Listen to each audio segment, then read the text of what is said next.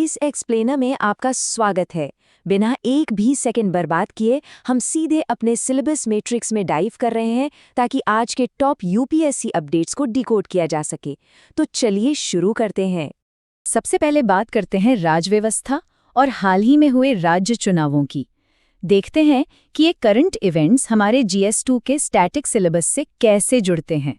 हाल ही में तमिलनाडु में जो नतीजे आए हैं वो यूपीएससी के लिए एक परफेक्ट केस स्टडी है। टीवी के पार्टी ने 108 सीटें जीती, जो कि बहुमत के आंकड़े से कम है, मतलब एक त्रिशंकु विधानसभा या हंग असेंबली। अब यहीं से हमारा स्टैटिक सिलेबस एक्टिवेट हो जाता है। ऐसी स्थिति सीधे तौर पर राज्यपाल के विशेषाधिकार यानी अनुच्छेद 163 और 164 को ट्रिगर करती है। और यहाँ हमें SR बोमई केस के ऐतिहासिक दिशा निर्देशों को बिल्कुल नहीं भूलना चाहिए। इस केस ने साफ कर दिया था कि बहुमत का फैसला राजभवन के बंद कमरों में नहीं बल्कि फ्लो टेस्ट के जरिए सदन के पटल पर होना चाहिए। है ना एकदम सीधा कनेक्शन। अब एक क्लासिक प्रीलिम्स ट्रैप से बचकर रहना है। लीडर ऑफ ऑपोजिशन यानी विपक्ष का नेता, क्या ये एक संवैधानिक पद है? बिल्कुल नहीं। केरल और असम के मौजूदा हालात से ये साफ हो गया है कि ये 1977 के अधिनियम द्वारा शासित एक वैधानिक पद यानी स्टैट्यूटरी पोस्ट है। इसके लिए सदन की कुल सीटों का 1/10 या 1/6 हिस्सा होना जरूरी है, जबकि PM या स्पीकर जैसे पद सीधे संविधान से अपनी शक्ति लेते हैं। ये छोटी सी डिटेल प्रीलिम्स में आपके मार्क्स बचा सकती है। पश्चिम बंगाल से भी कुछ इसी तरह के ट्रिकी फैक्ट सामने आ रहे हैं। सबसे पहला है राइटर्स बिल्डिंग। नाम सुनकर इसे विधानसभा समझने की भूल मत कीजिएगा, ये दरअसल बंगाल का ऐतिहासिक सचिवालय है। और दूसरा तीस्ता नदी, ये एक ट्रांस बाउंड्री नदी है जो सिक्किम से निकलकर पश्चिम बंगाल होते हुए सीधे बांग्लादेश जाती है। इसके पानी के बंटवारे को लेकर अक्सर भू राजनीतिक चर्चाएं होती रहती हैं, इसलिए मैप पर इसकी लोकेशन एकदम क्लियर होनी चाहिए। चलिए अब आगे बढ़ते हैं अपने अगले सेक्शन की तरफ। ये हिस्सा काफी दिलचस्प है क्योंकि ये GS2 की गवर्नेंस और GS4 की एथिक्स को आपस में बहुत खूबसूरती से जोड़ता है। आजकल बुलडोजर न्याय की काफी चर्चा है। इसे अगर हम यूपीएससी के नजरिए से एनालाइज करें तो कहानी जन आक्रोश और लोक लुभावनवाद से शुरू होकर एक्स्ट्रा जुडिशियल एक्शन तक पहुंचती है। लेकिन यहाँ सबसे बड़ा मुद्दा क्या है? ये सीधे तौर पर अनुच्छेद 21 के ड्यू प्रोसेस ऑफ लॉ और संविधान के मूल ढांचे के सेपरेशन ऑफ पावर्स का उल्लंघन है। कार्यपालिका अगर खुद ही न्यायपालिका का काम करने लगे तो ये गंभीर लोकतांत्रिक चूक है। इसका सही समाधान फास्ट ट्रैक अदालतें हैं, न कि त्वरित गैर न्यायिक कार्रवाइयां। ये बैलेंस समझना मेंस के लिए बहुत जरूरी है। इसी से जुड़ा एक और अहम पहलू है अकादमिक स्वतंत्रता। अगर हम ग्लोबल इंडेक्सेस पर नजर डालें तो तस्वीर काफी विचारणीय है। VDEM 2026 भारत को चुनावी निरंकुशता की कैटेगरी में रखता है। फ्रीडम हाउस से पार्टली फ्री यानी आंशिक रूप से स्वतंत्र बताता है। और स्कॉलर्स एट रिस्क की रिपोर्ट तो यहाँ तक कहती है कि भारत में अकादमिक स्वतंत्रता पूरी तरह से प्रतिबंधित है।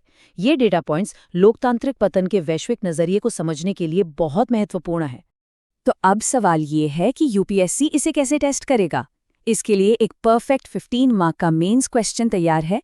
किस प्रकार एकेडमिक स्वतंत्रता का संकुचन गहरे डेमोक्रेटिक पतन का संकेत देता है? वैश्विक सूचकांकों और भारतीय अनुभव के संदर्भ में विश्लेषण करें। एक बेहतरीन आंसर लिखने के लिए बस इन्हीं ग्लोबल इंडेक्सेस की डेटा को इंडियन कॉन्टेक्स्ट के साथ प्लान करना होगा। यही वो अप्रोच है जो आपके आंसर को बाकियों से अलग बनाएगी। ठीक है, अब अपना फोकस शिफ्ट करते हैं हमारे तीसरे थीम पर, जो मुख्य रूप से GS3 के इंफ्रास्ट्रक्चर, एनर्जी सिक्योरिटी और नई टेक्नोलॉजी पर आधारित है। जरा इस नंबर पर गौर कीजिए। 0.7 गीगावाट आवर्स 2025 के अंत तक भारत की चालू बैटरी एनर्जी स्टोरेज सिस्टम क्षमता का बस यही अनुमान है। ये एक बहुत बड़ा क्रिटिकल बॉटलनेक है।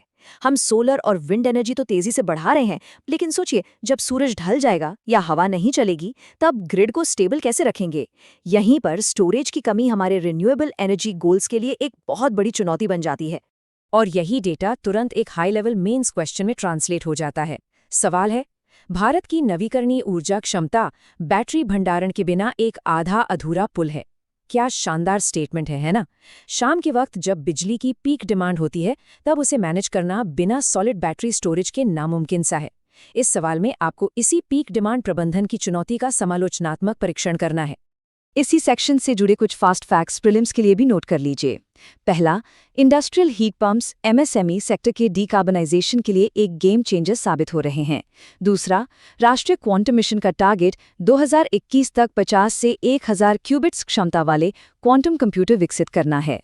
और तीसरा, प्रधानमंत्री उज्ज्वला योजना यानी पीएमयूवाई के तहत अब 2025 तक 100% घरों में एलपीजी कनेक्शन पहुंचाने का लक्ष्य रखा गया है। इन तीनों को अच्छे से याद रखिएगा। चलिए, अब वक्त आ गया है आज के पूरे डेटा को लॉक करने का। गियर शिफ्ट करते हैं और चलते हैं हमारे रैपिड फायर रिवीजन की तरफ। Quick recap.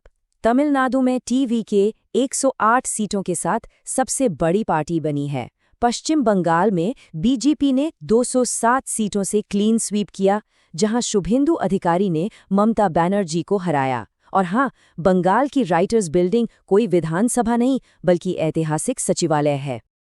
आगे बढ़ते हैं। तिस्ता नदी सिक्किम से निकलकर बांग्लादेश जाती है। सीसीईए ने गन्ने का एफआरपी 365 रुपीस प्रति क्विंटल फिक्स कर दिया है। एमएसएमई क्रेडिट के लिए ECLGS का 5वां एडिशन लॉन्च हो चुका है। और सुप्रीम कोर्ट में जजों की स्ट्रेंथ अब चीफ जस्टिस को मिलाकर टोटल 38 हो गई है। नेक्स्ट, साउथ कोस्ट रेलवे हमारा 19वां रेलवे जोन बन गया है। सेबी के पास तीनों तरह की क्वासी पावर्स हैं, न्यायिक, विधायी और कार्यकारी। साइंस की दुनिया में मेटा मटीरियल्स के गुण उनके केमिकल्स पर नहीं बल्कि उनकी संरचना पर डिपेंड करते हैं। और हिस्ट्री में 680 CE का करबला का युद्ध शिया पहचान की फाउंडेशन माना जाता है। और अंत में हॉर्मुज के बंद होने से क्रूड इंपोर्ट 17% गिर गया है। इंडियन बास्केट क्रूड 56% उछाल के साथ $113 के पार पहुंच गया है। कतर में दिक्कत के बावजूद भारत का LNG इंपोर्ट रिकॉर्ड 27 MMT पर पहुंच गया। और हमारे बेंगलुरु स्थित स्पेस स्टार्टअप पिक्सेल ने अमेरिका का प्रेस्टीजियस NRO हाइपरस्पेक्ट्रल कॉन्ट्रैक्ट जीत लिया है।